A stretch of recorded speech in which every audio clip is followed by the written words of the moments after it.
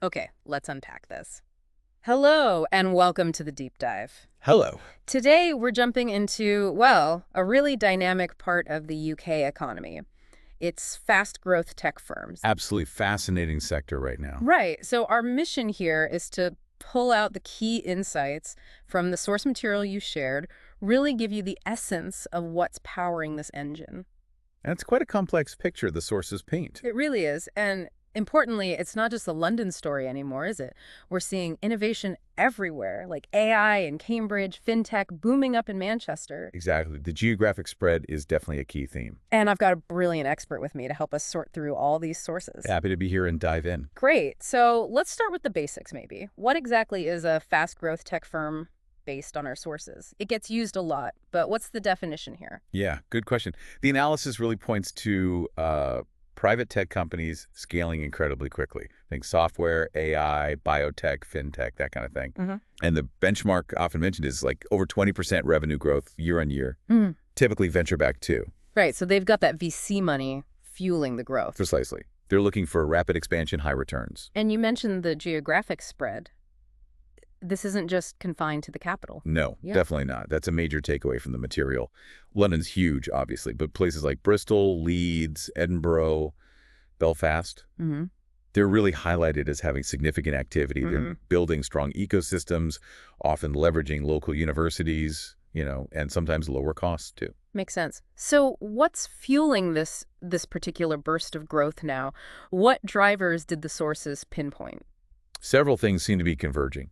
One big factor is the acceleration in digital adoption post-pandemic, just huge demand created across the board. Right. Everything moved online faster. Exactly. And critically, capital. There's been a serious injection of funding. One key source mentioned it, 22 billion house in VC investment just in 2023. Wow, 22 billion. Yeah. And government support also plays a part. Things like R&D tax credits, the Future Fund initiative, they help incentivize that innovation. That kind of money flowing in. Does it raise questions about sustainability? Is it, a potential bubble? It's a fair question, and the sources do touch on it. I mean, tech always has hype, but the analysis suggests a lot of this is grounded in a real utility. Okay. Think AI in medical tech, real clean energy solutions, cybersecurity, stuff solving actual problems. So, while valuations might fluctuate, the underlying fundamentals for many seem pretty solid. Can we talk specifics? Did the sources mention any standout companies? Yes, definitely. There were a few interesting examples. Syntheca in Oxford, they're working on quantum hardware, really cutting edge. Quantum, okay. Then there's Spenzo in Manchester, an AI fintech. They just closed a big funding round, some like 40 million pound Series B. Shows real traction. Yeah, that's significant. And another one was Zyramed in Cambridge, developing tech for early cancer detection. So you see the diversity, the impact. And how are these companies scaling differently? Is their approach unique?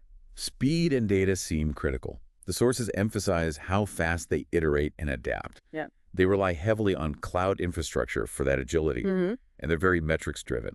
What's also interesting is how many are sort of born global thinking internationally from day one, seeking diverse funding, maybe using remote teams. You mentioned the capital flow earlier, that 22 billion pounds. Where's it all coming from? It's a mix. Based on the sources, you've got your established UK VCs, sure, but also more corporate venturing arms getting involved. Right, bigger companies investing. Yeah, and U.S. funds are very active here. Plus, you're starting to see sovereign wealth funds, pension funds dipping in, which brings different, maybe longer-term capital. Interesting.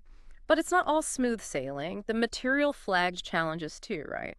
Especially around talent. Absolutely. That comes up repeatedly. It seems to be a persistent hurdle. Universities produce great grads, but there's often a mismatch for those really cutting-edge skills, like specific AI roles or advanced cyber. A skills gap. Yeah, exactly. A bottleneck for scaling fast. Yeah. And related to that, diversity is still flagged as a big issue. The funding gap for female founders, for example, remains quite substantial according to the data provided. That's a persistent challenge across the board, sadly. Looking ahead then, what did the analysis suggest for the future of this sector? Well, the sources seem to predict some consolidation, mergers, acquisitions, and inevitably, some firms won't make it as the market matures. Sure, that's natural. But the expectation is the strongest ones will either go public or become the next generation of major UK tech players. Key themes to watch are probably AI regulation, how that shapes things, quantum breakthroughs, and definitely the green tech space continuing to expand. Okay, so let's bring this all together for you, our listener. We've dived into what these fast growth tech firms are, seeing they're booming across the UK, not just London. We looked at the drivers, that huge 22 billion VC figure for 2023, digital adoption, government support. And those specific examples like Syntheca, Spenzo, Zyramed really bring it to life. Absolutely. We explored how they scale fast, data-driven, often global from the start where the funding comes from, but also the very real challenges around talent and diversity they face. And tying it back to the policy side gives that forward look. Right. Which leads us to a final thought for you. Drawing on those policy implications in the source material, what steps are really needed now? Thinking about digital infrastructure, finding more long-term domestic capital, reshaping education. What's essential to make sure this growth isn't just a flash in the pan, but actually builds a sustainable future? It's a big question, a crucial challenge to think about. Indeed it is.